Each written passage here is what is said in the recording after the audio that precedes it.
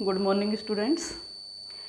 इससे पहले लेक्चर में हमने वाष्पोत्सर्जन के बारे में पढ़ा था कि वाष्पोत्सर्जन क्या होता है और क्यों वाष्पोत्सर्जन आवश्यक होता है।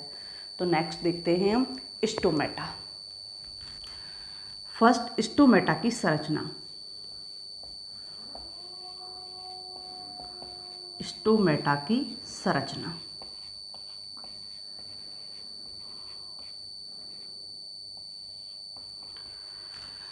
हमारी जो लीव्स होती हैं, पत्तियां जो होती हैं,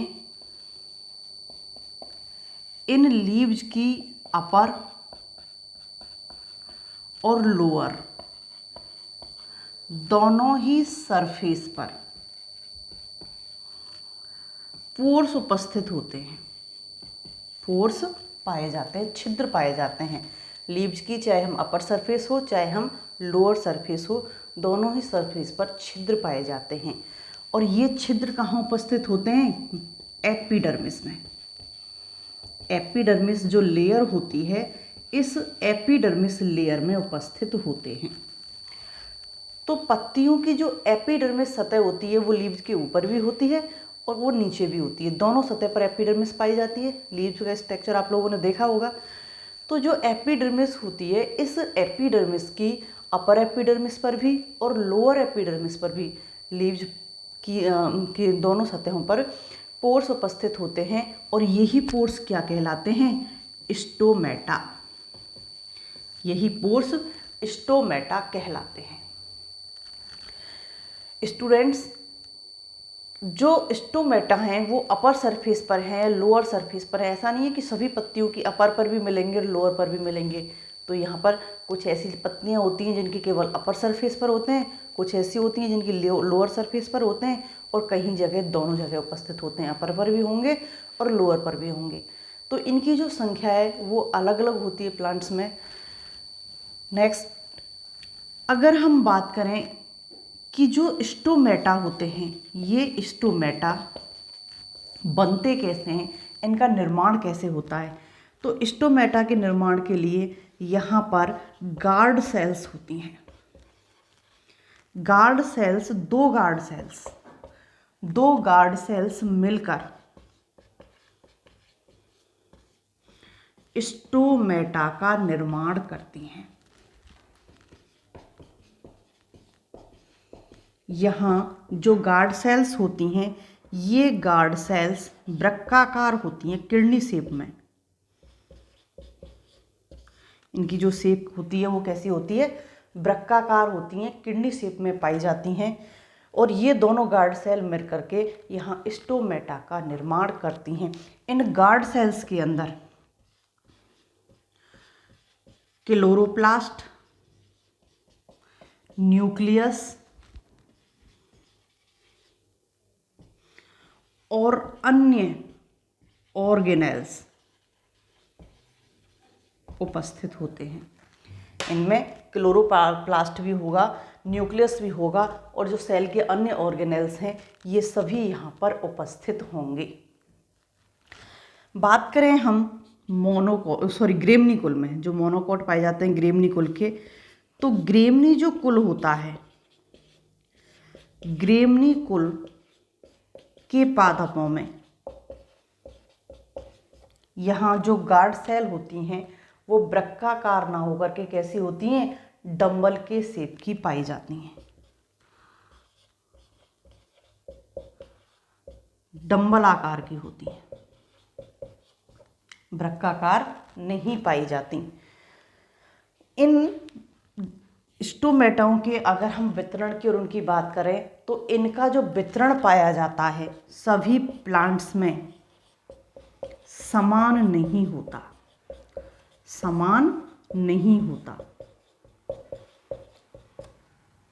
सभी प्लांट्स में समान नहीं होता, सभी लीव्स की सरफेस पर इनकी संख्या समान नहीं होती। तो यहाँ पर यूनिट जो क्षेत्र है, एरिया है, इकाई क्षेत्र में इनकी संख्या प्रत्येक प्लांट में भिन्न भिन्न होती है। प्रत्येक जाति के अंदर यहाँ पर भिन्न भिन्न पाई जाती है। जैसे बमूल के अंदर अलग पाई जाएगी, नीम के अंदर अलग पाई जाएगी। तो यहाँ इनकी संख्या प्रत्येक जाति के अंदर अलग अलग पाई जाती है। तो स्ट्रक्चर देखते हैं कि जो स्टोमेटा होते हैं वो किस स्ट्रक्चर के होते हैं।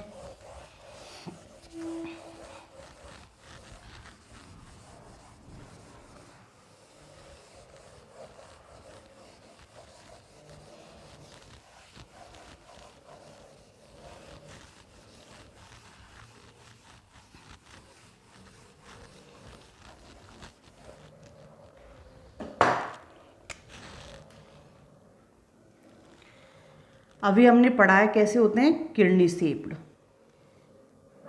तो संरचना कुछ इस प्रकार से होगी, क्योंकि किडनी की संरचना कुछ ऐसी ही होती है।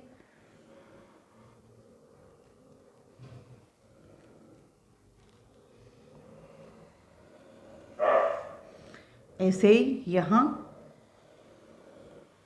दूसरी वाली की होगी। ये दोनों गार्ड सेल्स होती हैं।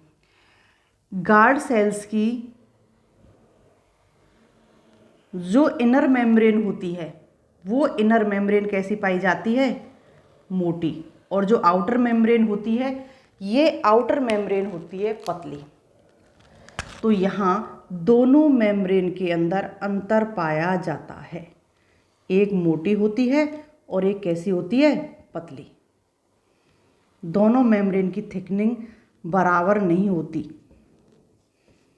और उसके पीछे रीजन भी है, क्योंकि जब स्टोमेटा ओपन और क्लोज्ड होते हैं तो यहाँ इन सेल्स की जो आकार की है वही उनको बंद करने में और खोलने में सहायक होती है।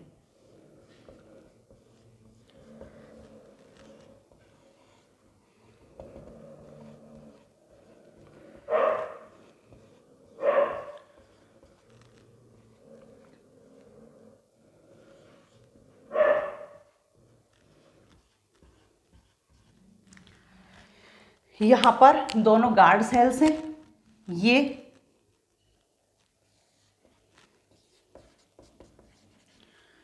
आउटर सेल है और ये अंदर वाली आउटर सेल वॉल, और अंदर वाली होती है इनर सेल वॉल। यहाँ पर ये न्यूक्लियस प्रेजेंट है और ये जो संरचनाएं दिखाई दे रही हैं हमको दोनों तरफ, ये क्लोरोप्लास्ट हैं। क्लोरोप्लास्ट हैं, ये न्यूक्लियस, ये क्लोरोप्लास्ट, ये बाहर वाली आउटर सेल वॉल पूरी की पूरी, और ये आउटर सेल वॉल और ये इनर सेल वॉल, क्योंकि यहाँ पर दो प्रकार की सेल वॉल पाई जाती हैं, आउटर और इनर। ये जो दिखाई दे रहा है, ये क्या दिखाई दे रहा है हमको, स्टोमेटा।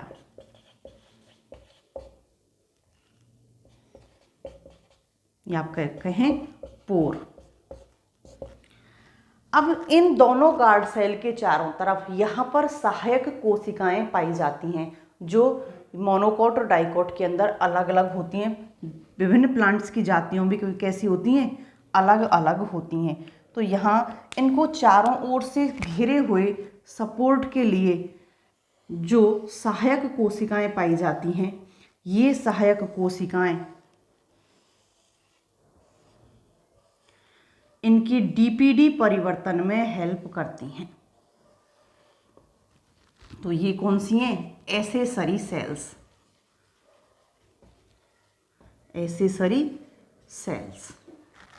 ये वो कंडीशन है जब स्टोमेटा ओपन होते हैं।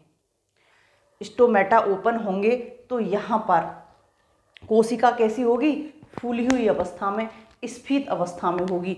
और जब कोशिका स्फीत अवस्था में होती है तो इसकी जो बाह्य भित्ति होती है वो बाह्य भित्ति कैसी हो जाती है, फैल जाती है, बाहर की तरफ फैल जाती है। जैसे स्टूडेंट्स, ये स्टोमेटा है, ये स्टोमेटा है क्लोज्ड कंडीशन में, बंद कंडीशन में। तो जब इसकी जो बाह्य मेम्ब्रेन है जल अवशोषित करेगी और जल अवशोषित करके फूलेगी या फैलेगी, तो ये बाहर की तरफ फैलती है ऐसे।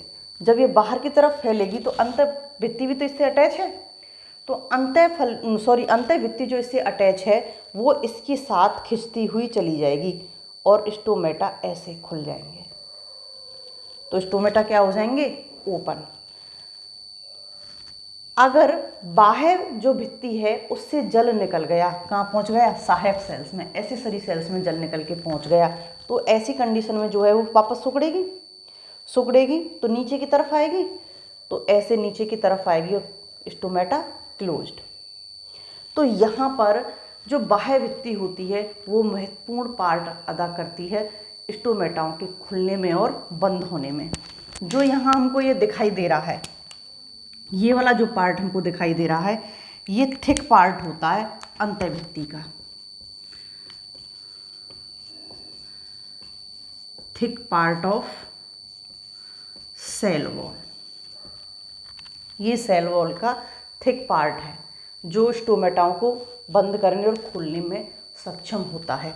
यही कंडीशन अगर हम स्टोमेटा क्लोज्ड होने पर देखें, तो स्टोमेटा जब क्लोज्ड होंगे तो क्या हो जाएगा, ये कोशिका तो अपनी जगह पर स्थिर रहेंगी,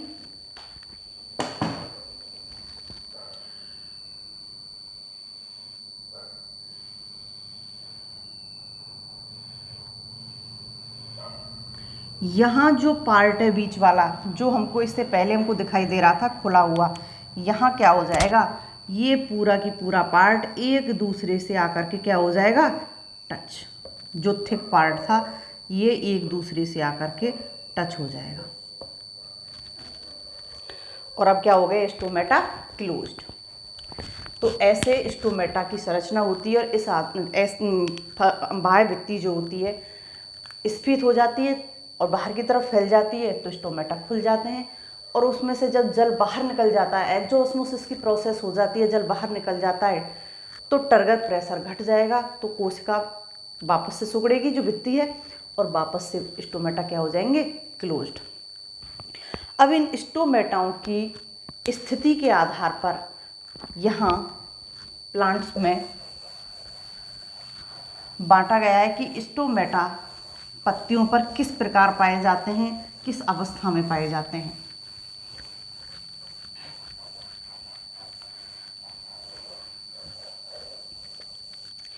तो पहला देखते हैं हम स्थिति के आधार पर स्टोमेटाओं का वितरण। फर्स्ट, स्थिति व वितरण के आधार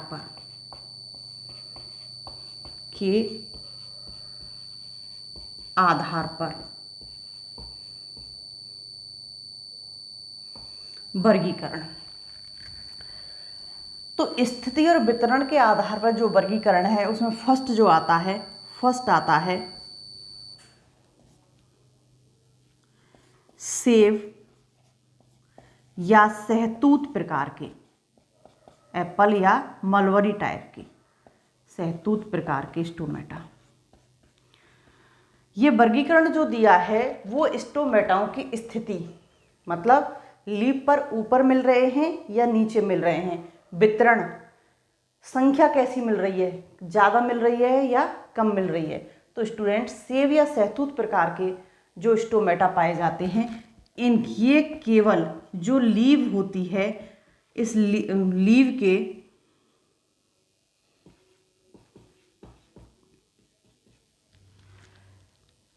केवल ऊपरी सतह पर पाए जाते हैं, निचली सतह पर नहीं पाए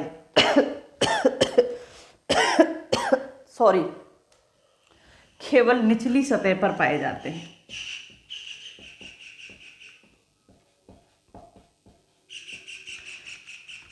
ये लीव्स है, ये अपर सरफेस होगी, और इसके नीचे वाली जो सतह है, केवल नीचे वाली सतह पर ही स्टोमेटा पाए जाते हैं, अपर सरफेस पर स्टोमेटा नहीं पाए जाते। सेकंड,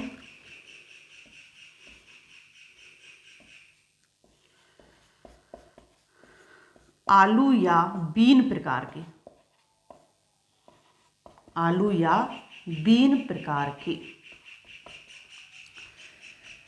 लीव के पत्ती के,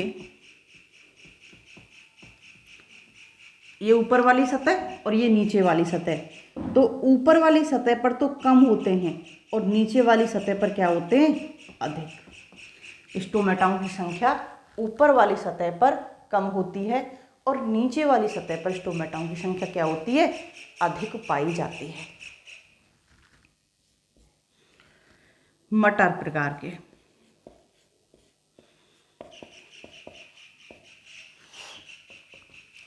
यहां पर दोनों ही सतह पर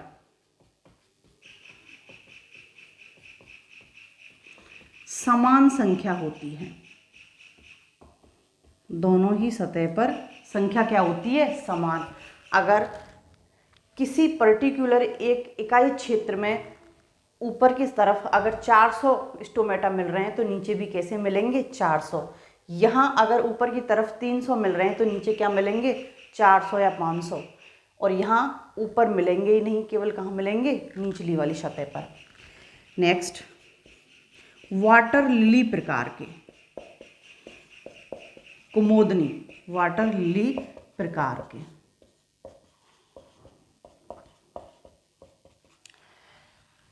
वाटर लिली पानी में पाई जाती है और यहाँ ऊपर वाली सतह पर ही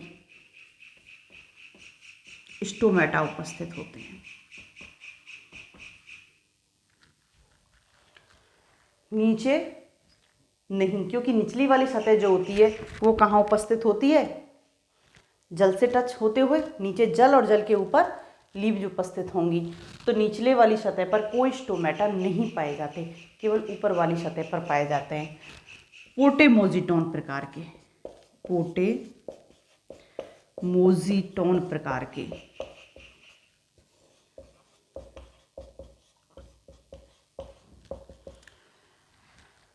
ऐसे प्लांट्स जिनके ऊपर धसे हुए स्टोमेटा होते हैं, या फिर ऐसे जो मरूदभित प्लांट्स होते हैं, या फिर ऐसे प्लांट जो बिल्कुल जल के अंदर डूबे हुए होते हैं, तो इनकी सतह पर या तो स्टोमेटा होते ही नहीं है, स्टोमेटा एब्सेंट होंगे, और अगर उपस्थित हैं तो कैसे होंगे, निष्क्रिय, निष्क्रिय अवस्था में उपस्थित होते हैं। तो ये स्थिति और वितरण के आधार पर यहाँ 5 प्रकार से स्टोमेटा होते हैं। नेक्स्ट साइंटिस्ट थे लॉफ्टफील्ड। लॉफ्टफील्ड ने दैनिक गतियों के आधार पर कि स्टोमेटा कब खुलते हैं और कब बंद होते हैं, तो इसके आधार पर इनका वर्गीकरण किया था लॉफ्टफील्ड ने। तो यहाँ देखते हैं लॉफ्टफील्ड के अनुसार,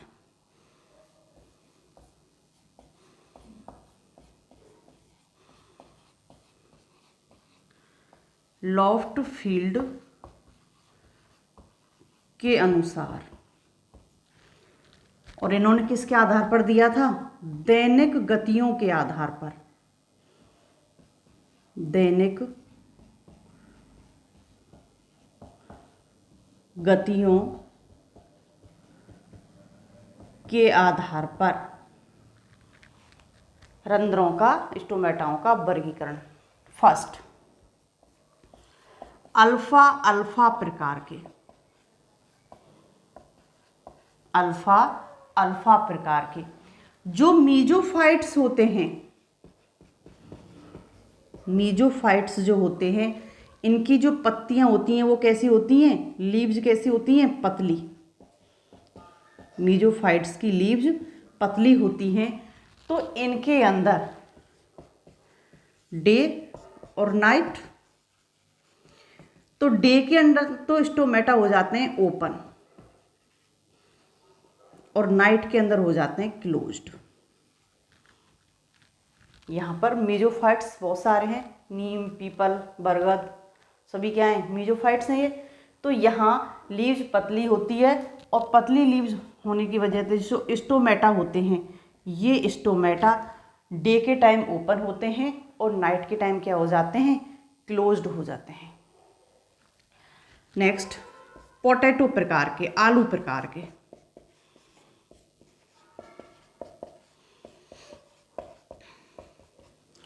आलू प्रकार के में ना तो डे में खुलते हैं ना नाइट में खुलते हैं,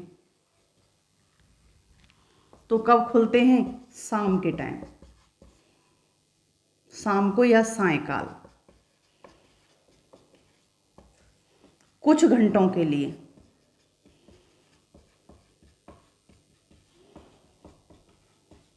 फॉर एग्जाम्पल गोभी, कद्दू, बंद गोभी, कद्दू, प्याज। तो यहाँ पर शाम के टाइम कुछ घंटों के लिए स्टोमेटा क्या होते हैं? ओपन। डे और नाइट में स्टोमेटा नहीं खुलते। नेक्स्ट, जौ प्रकार के, बार्ले प्रकार के।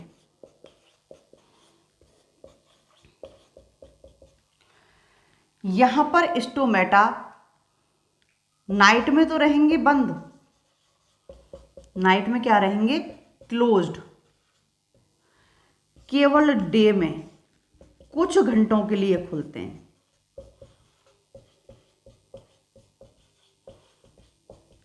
ऑल टाइम नहीं, डे में केवल कुछ ही घंटे ऐसे होते हैं जब इनके स्टोमेटा क्या होते हैं?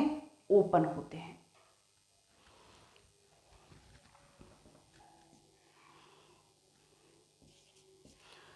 मांसलोद प्रकार के,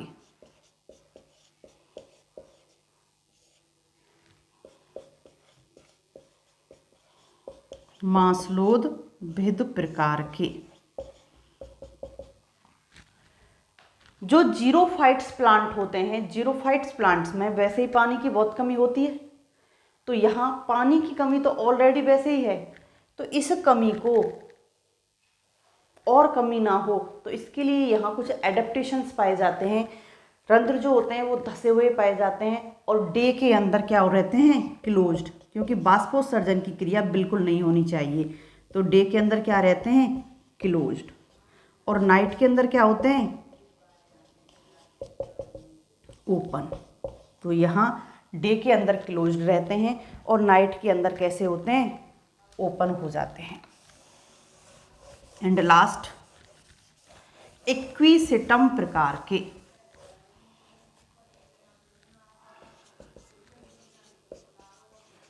इक्विसेटम प्रकार के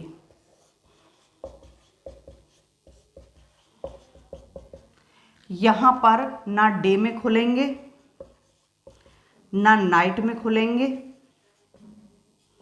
ना शाम को खुलेंगे, मतलब ये रंध्र खुलते ही नहीं हैं। इन पर ना डे का प्रभाव होता है, ना नाइट का प्रभाव होता है, ना शाम का प्रभाव होता है। ये कैसे होते हैं? बंद हमेशा। For example Equisetum.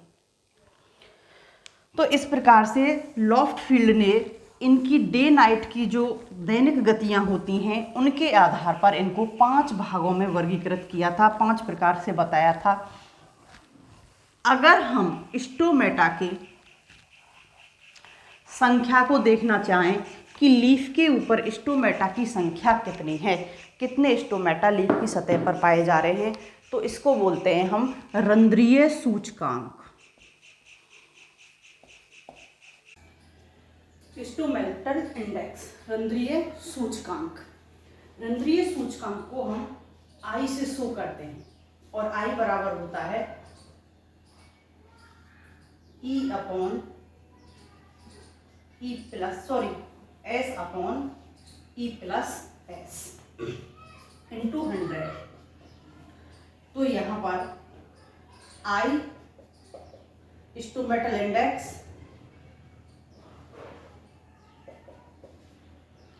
E इकाई,